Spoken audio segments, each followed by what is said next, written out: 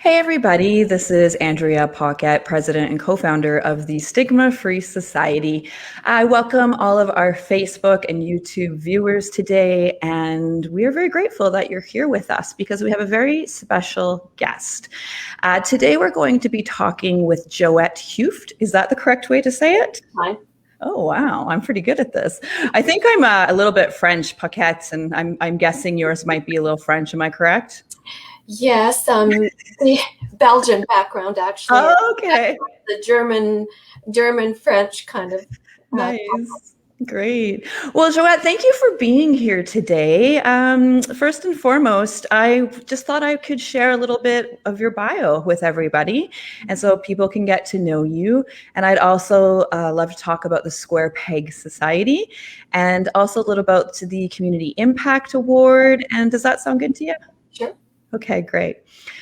Your bio is a little bit long, but I will definitely do my absolute best to make it awesome. All right. I don't spend much time on my bio because it's so not where I've come. I mean, in terms of the Square Peg Society work, it's a complete reversal. Well, okay, I'd love to share it with everybody. So Joette Heuft is the executive director of the Square Peg Society. This is an organization founded by a small group of parents that were frustrated with the lack of services and supports that both recognize the potential of autism spectrum disorder adults and provided them opportunities for living purposeful, happy lives. Joette was one of those parents, and her post-secondary education was a BA in Fine Arts, a diploma from Emily Carr, and a Bachelor of Architecture from UBC. Joette and her family went through many life-altering difficult situations around the same time they received their son's autism diagnosis. Joette and her husband were given the autism diagnosis without any explanation, information, counseling, or support services. As their son changed from being a different but bright and happy little boy to being anxious, stressed, and a lonely teenager, they felt they were called to do something that would help. She and her husband felt compelled to create their own help for their son and along with other parents and founded the Square Peg Society.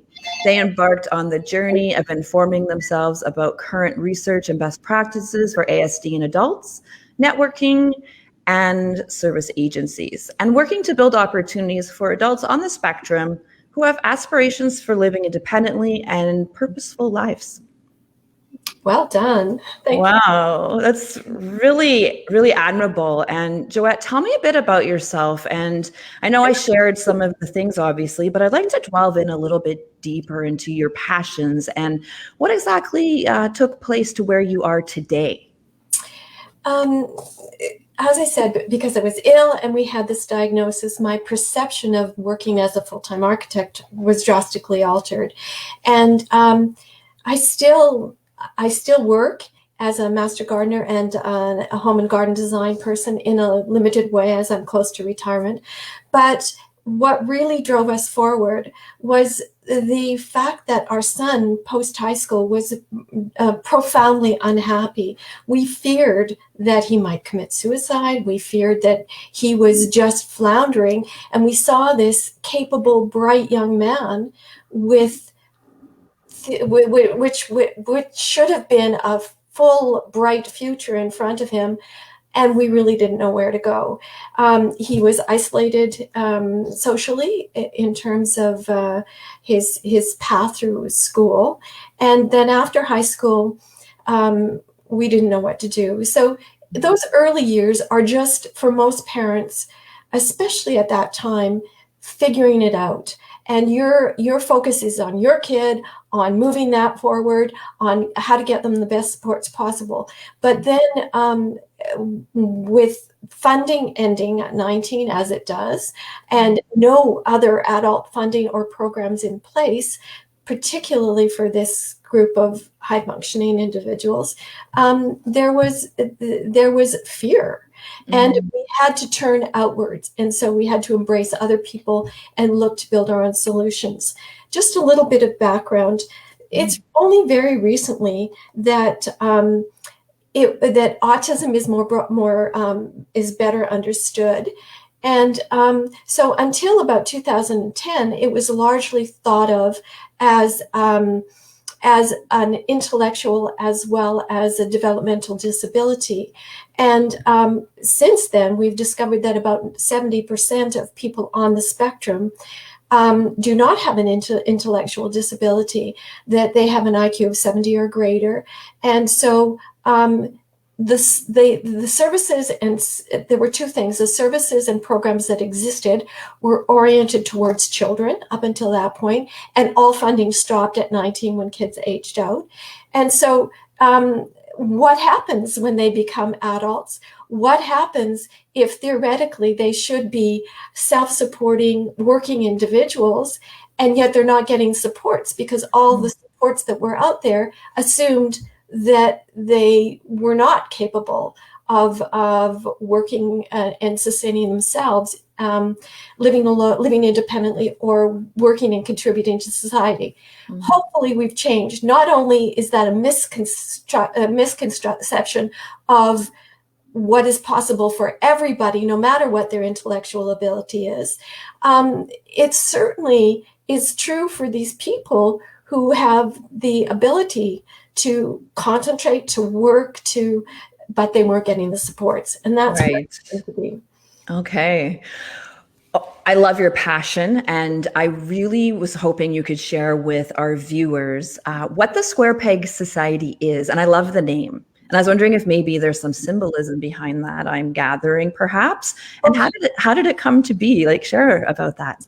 Well, what we are is a nonprofit, charitable, mostly volunteer-driven organization supporting adults on the autism spectrum.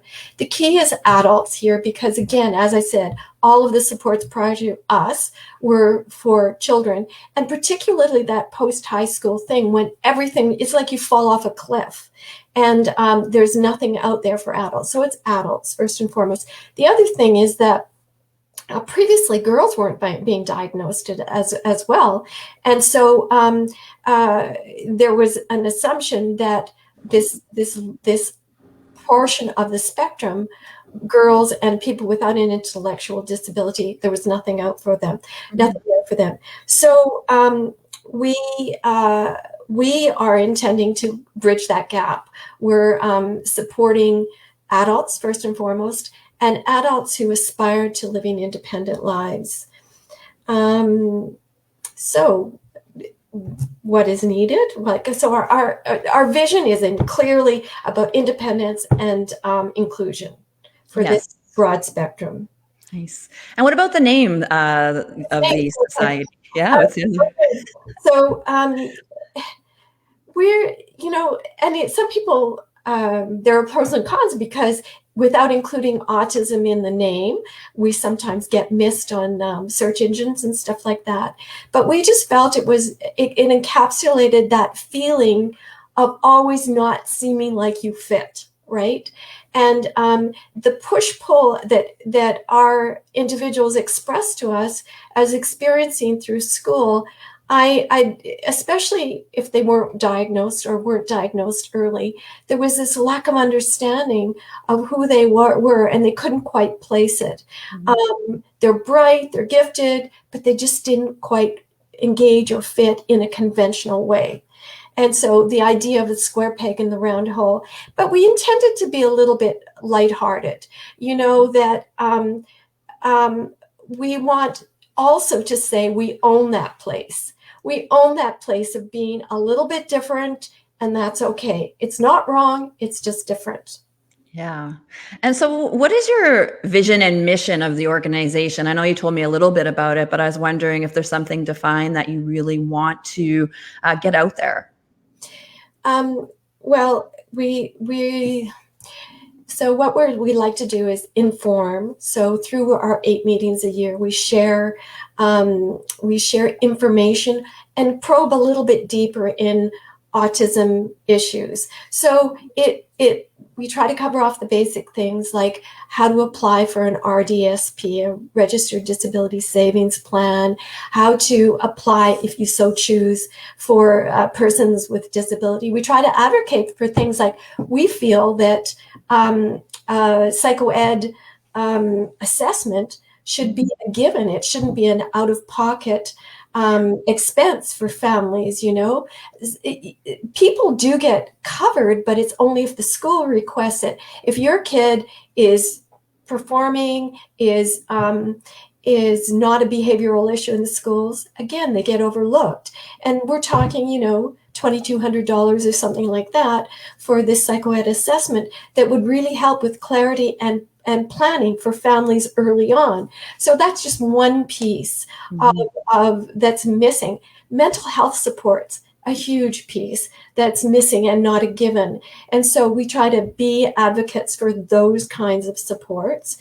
And we try to liaise with other organizations to create awareness around specialist employment agencies and what they offer, and employment opportunities for people on the spectrum. And again, we keep pushing for that broader understanding of what autism is, that it's not only retailing and warehousing jobs or IT, but it's other professional jobs and trades jobs as well. So information. And then always, and we believe so strongly that that one cannot succeed if individual aspects of their lives are poked at, but not the whole person isn't taken into account. So no one can succeed without mental health and supports, or mental well-being and social inclusion. And so we feel that should be part and parcel of the program of the complete package of supports for individuals. It shouldn't only be about employment, but it should be about those other pieces as well.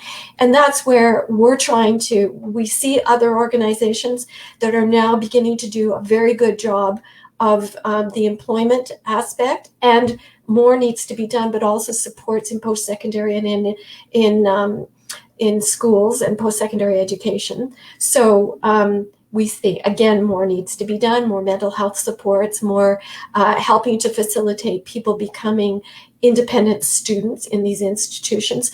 But as well, we feel that the mental health support should be there. Mm-hmm. And so we do a little bit of programming in that way, but it's a big piece. And we're a grassroots organization that has limited funding. So one of our programs, which I might tell you about a little bit later, is the Building a Mental Health Toolkit. And that we will be offering again beginning March 23rd.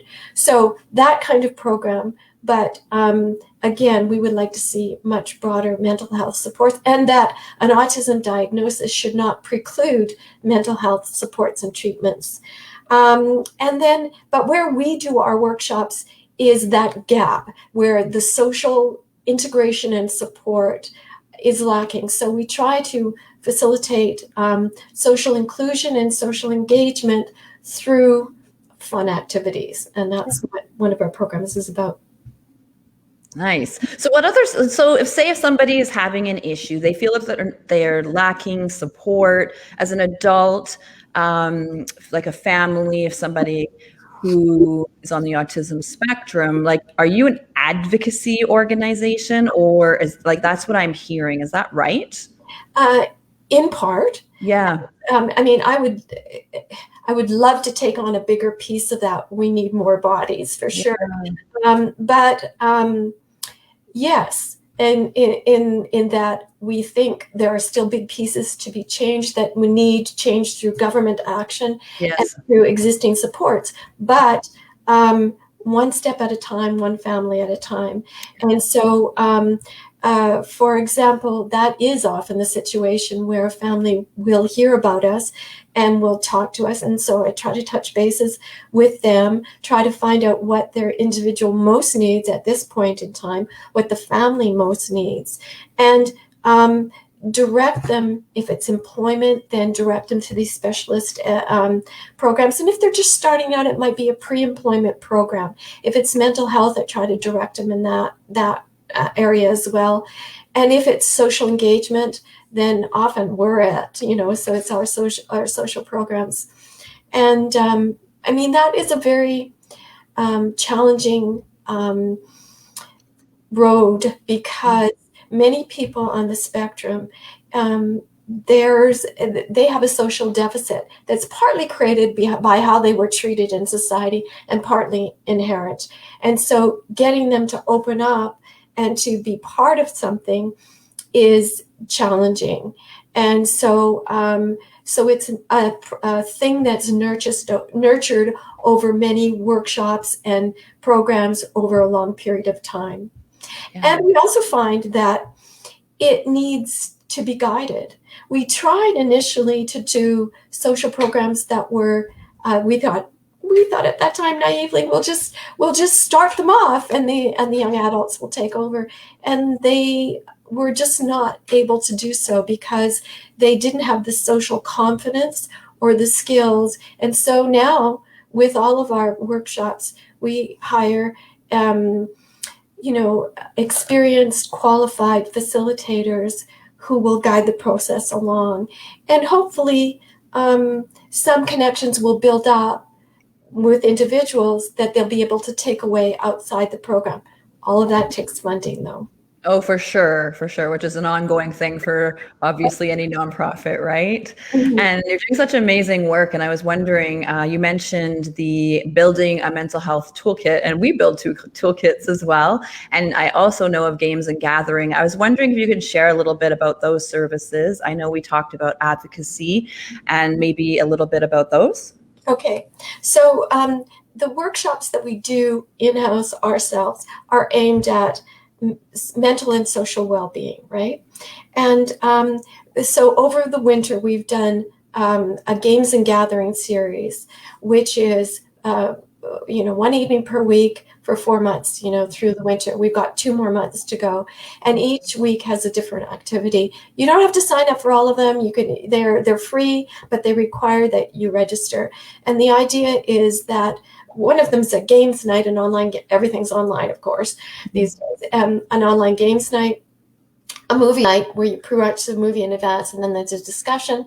And then another is a yoga and discussion where you can talk afterwards about your yoga practice or your body issues or struggles, and we do a kind of group meditation afterwards.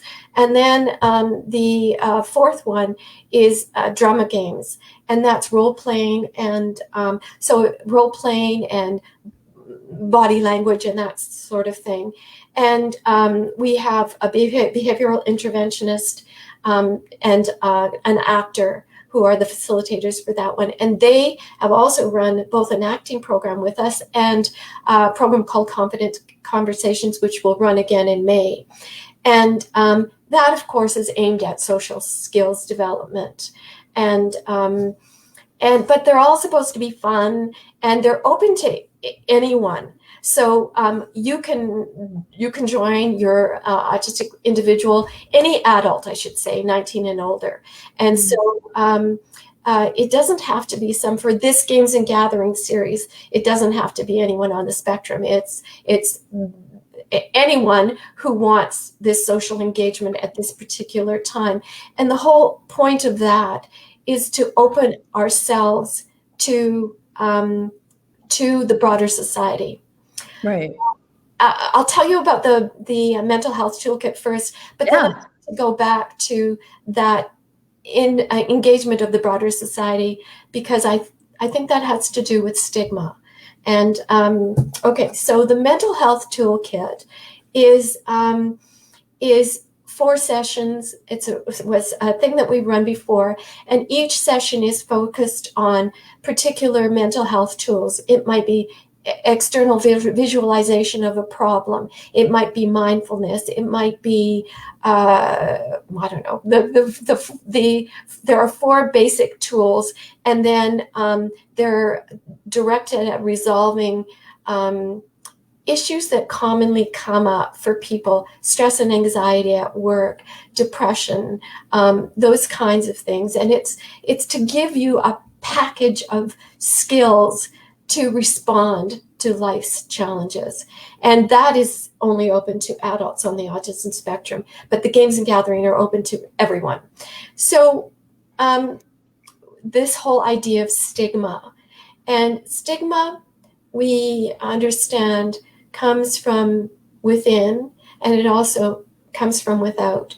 And stigma has to do, like from within, often is a consequence of not of previous negative past experiences, of that not feeling of fitting in, of not having a diagnosis or not having acceptance or understanding of that diagnosis within you, within your family.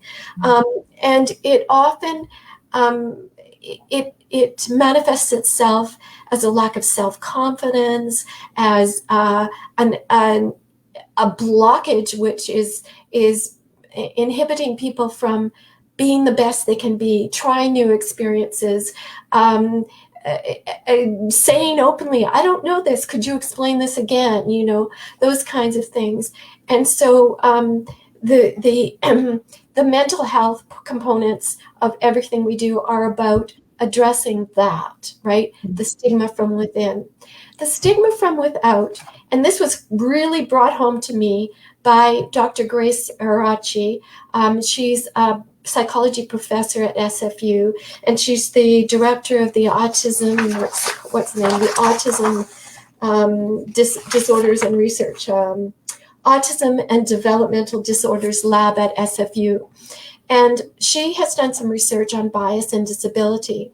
And in her studies, she's found that a judgment of differentness occurs in seconds. You see a video clip of somebody and you judge them as being odd or different. And not only are they perceived as different, but that there's a negative attribute to that. So they're seen as less capable, less intelligent, less attractive, whatever, right?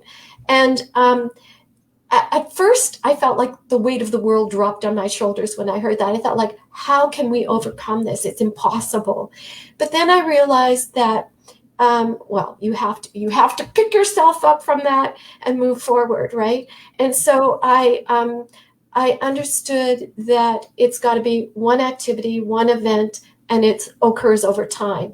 That you break down barriers, stigma, by exposure to individuals. You see that we're not so to be feared. We're asking that if you participate over games online or you participate in a yoga class, that fosters a sense of community that is overcomable. The difference will always be there. It's a lifetime diagnosis. It's okay. It's not wrong. It's just there. And that it is something that can be embraced by our community and by others. And so that's what we're aiming for in opening it up. And just the understanding that our individuals are not going to live in an autism enclave for the whole of their lives. They're way too capable. They have way too much to offer. And so they will need to go out in the world. And that means that they'll be in workplaces, in school environments, in social situations with the neurotypical population. And so we need to give them the skills that they need to function.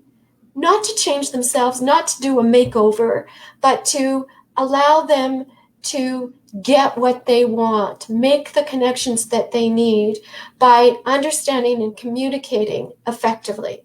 Definitely. We only have 5 minutes left, and I love your passion. But one of the biggest reasons why I asked you to come on today was about the BC Autism Award for Community Impact. And I was wondering, in relation to your work that you're so passionate about, what was that like for you, and what has that meant for you? Well, first and foremost is that it's an indicator that we're getting the message out that we exist, that given that when high school ends, there's nothing for adults or nothing really directed at adults. And so we wanted to let people know that we're out there to try and address that gap. And secondly, so again, we're focused on adults and we're focused on building independence and inclusion, right? Yeah. And then the other thing is that it was heartwarming because when appreciation comes from within your own community, it's all the more valued. So we were just thrilled. Nice. I love to see that. And Autism BC is one of our official partners. We absolutely have worked with them on their stigma-free zone designation recently. So that's been exciting. And I'm really excited to connect with you further after this interview and see what kind of things potentially that we could do together. We really feel everything that you feel around stigma. Stigma-free society is about that whole piece that you just talked about: awareness, understanding, and acceptance. So I really love what you're doing. And what is next for the Square Peg Society? Like, what are you looking forward to in the upcoming year here? We will run additional sessions of the Confident Conversations and Love in the Time of COVID, which is about dating and intimacy in the time of COVID. And so it's about building intimate relationships or deeply personal relationships and sexual health in when so much of us are dealing with online situations and stuff like that. So that's one. The Confident Conversations. We've got 2 more months to go in the Games and Gathering, and we have this. And then we have to raise more money, so we have to figure that out. And we also have this concept of maybe trying a work skills mentorship where we have people that we know who have skills that might be prepared to take on an autistic young person to help them resume boost by building specific skills. Like it might be, some basic bookkeeping. It might be building a website or something that isn't a complete course that they have to sign up for, but short-term internships. Mm-hmm. We could do a one-on-one kind of experience with. Nice. And those experiences are so helpful. And when you have mentorship and people that believe in you, I love it. And I was wondering, Joette, is there anything you would like to say in final words for this interview to anybody out there? Okay, so just to, what would we say to parents and what would we say to parents of non-autistic people? So the first thing with parents is that we would like them to develop a transition plan for their young person early on so that they don't have that cliff experience that we had. The other thing is, as much as you can within your family dynamic, own the diagnosis, discuss it within your families and extended families, and understand that there is life after diagnosis and that there's lots of hope and potential more and more today for their young people. For parents and educators outside the autism experience, what we would like to see is that opening of hearts and minds, of saying that differentness is not to be feared, and that there is a growth opportunity in reaching out and extending an invitation. I was told by another parent when my son was in elementary that, oh, their family has decided that their kid gets to invite whoever they want to their birthday parties, and that excluded my son, right? And I accepted that at the time, but now I see there is an opportunity for parents and educators to say, reach out.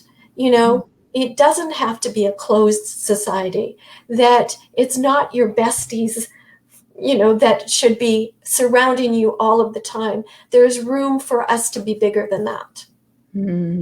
I love that. Thank you very much for your inspiration, dedication, and passion. So I really look forward to staying in touch with you. And thank you, Joette. Thank you, everybody, for watching today. We really appreciate you tuning in, and we will be back soon with another Facebook Live. So stay tuned. Thank you very much. Thank you, Andrea. Bye. Bye.